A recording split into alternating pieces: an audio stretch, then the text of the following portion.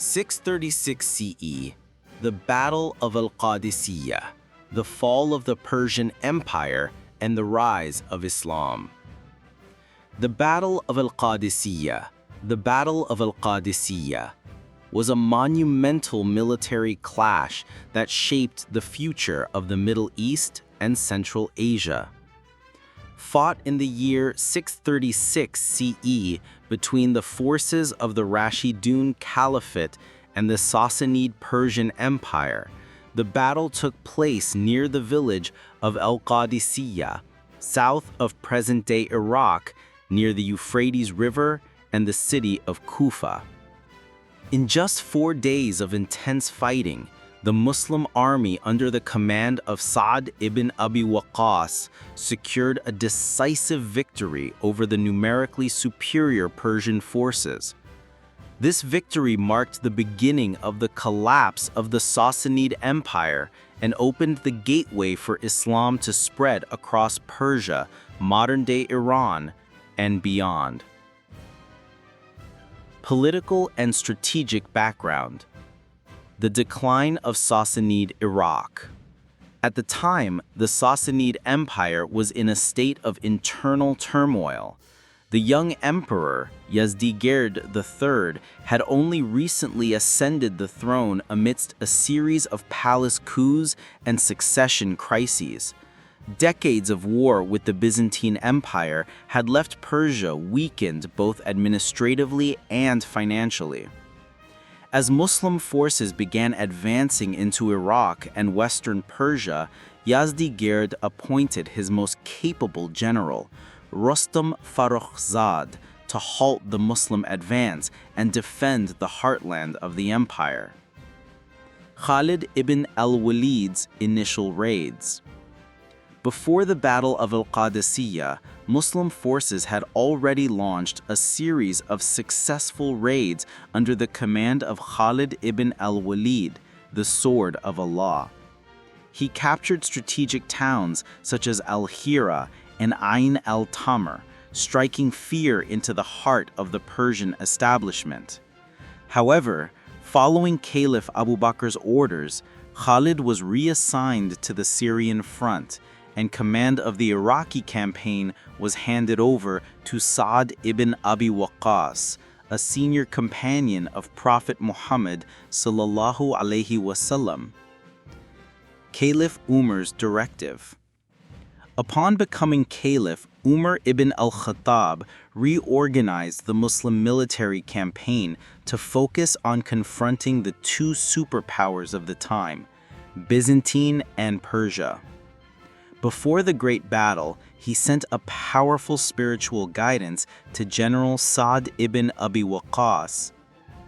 I order you and your men to fear Allah in every condition. Verily, the fear of Allah is the best weapon in battle and the most formidable strategy.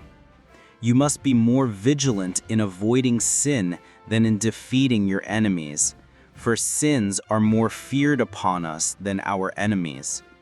The Muslims only triumph because of the disobedience of their foes to Allah.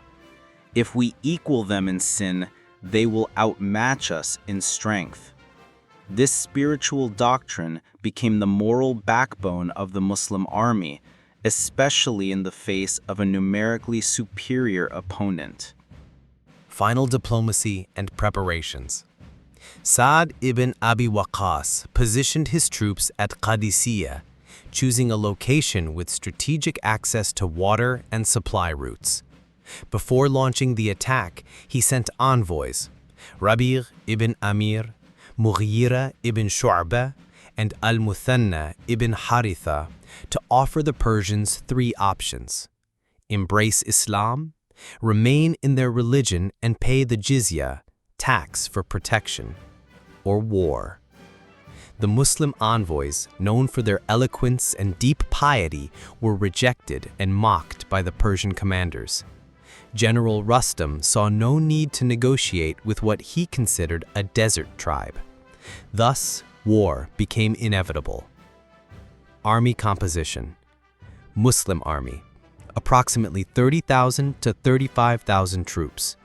Light infantry, swift cavalry, skilled archers, and elite reinforcements from Syria, formerly under Khalid. Commander, Sa'd ibn Abi Waqqas, oversaw from headquarters due to severe back pain. Deputy, Khalid ibn Orfuta. Division commanders, Qaqa ibn Amr, Hashim ibn Utbah, Jarir ibn Abdullah, and Zuhaira ibn Hawiya. Persian army, estimated 60,000 to 100,000 troops. War elephants, heavily armed infantry, elite Savaran cavalry, and archers. Led by General Rostam Farrokhzad, assisted by commanders like Bahman Jadwihe and Jalinos. The battle unfolds. 4 days of relentless combat. Day 1, the day of chaos. The battle began with duels between champions, followed by a full-scale clash. The Persians unleashed their war elephants, particularly on the Muslim right flank, causing panic among cavalry units as horses fled in terror.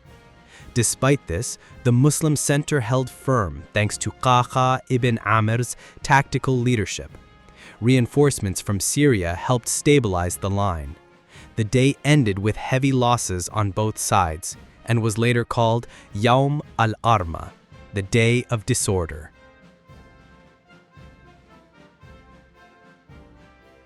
Day 2. Attack on the left. The Persians shifted focus to press the Muslim left wing. In the heat of battle, Qaqa managed to slay Persian commander Bahman Jadwihe, which shook the morale of the Persian army. The Muslims, despite exhaustion, resisted bravely. Day 3. Strategy against the elephants. Reinforcements from Syria introduced a new tactic. They dressed their horses in strange garments and made loud, eerie noises to spook the Persian elephants. This unorthodox tactic worked. The elephants panicked, trampled their own troops, and fled. The Muslim forces then killed the Elephant Corps' commander and pressed their advantage. That night saw one of the most intense engagements, referred to as Laylat al-Harir, the Night of Clamor, lasting until dawn. Day 4. The sandstorm and final victory.